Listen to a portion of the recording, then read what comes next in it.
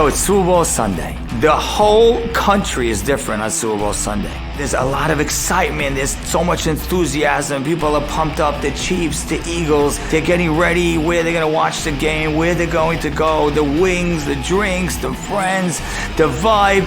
It's like a holiday. But I want to tell you a thought for a frum Jew on this day. You know, in Frumkeit, there are a lot of levels, which means there are some people who learn Torah all day. There are other people who learn Torah not all day, but every morning, every night. There's other people who learn just every night. There's other people who learn maybe 2 times a week. But every frum Jew knows there's a line, and there's some learning that a certain amount that has to happen. I think when it comes to what our eyes see, there's a line too. And there are some people that don't even know what the Super Bowl is. They don't know the difference between a quarterback and a goalie. And they're living their life al Taharat HaKodesh. And then there's other people that are watching the Super Bowl. Whether it's right or wrong is not my point. But I think all of us have to have a line. And my question for you is this. What's your line? Maybe halftime doesn't fit for you.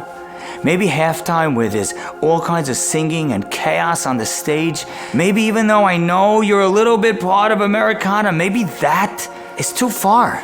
We're from Jews. We're great people. I want to tell you a little story to try to crystallize this idea. Years ago, there used to be the kings of France. Were all named King Louis.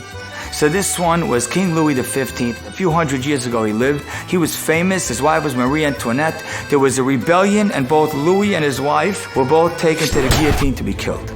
Now the rebels had a problem. He had a little son. He was about 8 or 9 years old. To leave him alive is dangerous because he one day is going to want to be king.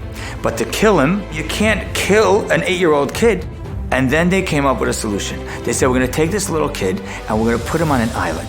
And we're going to give him everything he could want. Every indulgence, every food, every drink, every temptation, every distraction, every game, everything that the kid could want. And he'll be so obsessed, he'll be unfit to be a king. They did this, they left him there for 6 months. 6 months later, the rebels came back and they see Louis hadn't touched a thing. And they said to him, Louis, you had everything a kid could want. Why did you touch it? And listen to his answer, because this answer is powerful and every single Jew needs to have this line embedded in his mind. He says, I can't do what you ask because I was born to be a king.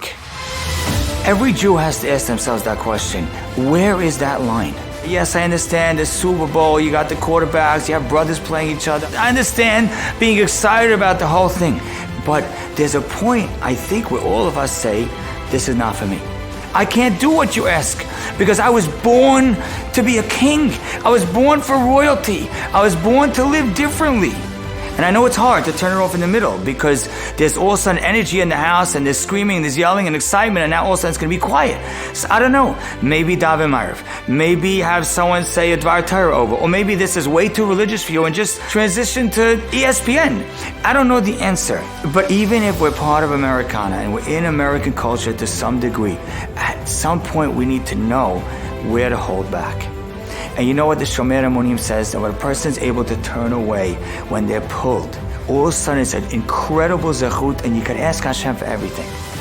So it's Super Bowl Sunday. There's a tremendous amount of hype.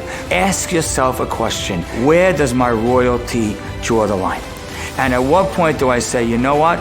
At least when it comes to halftime, I can't do what you ask because Pepsi can want us to see whatever they want us to see. But I am different because I was born to be a king.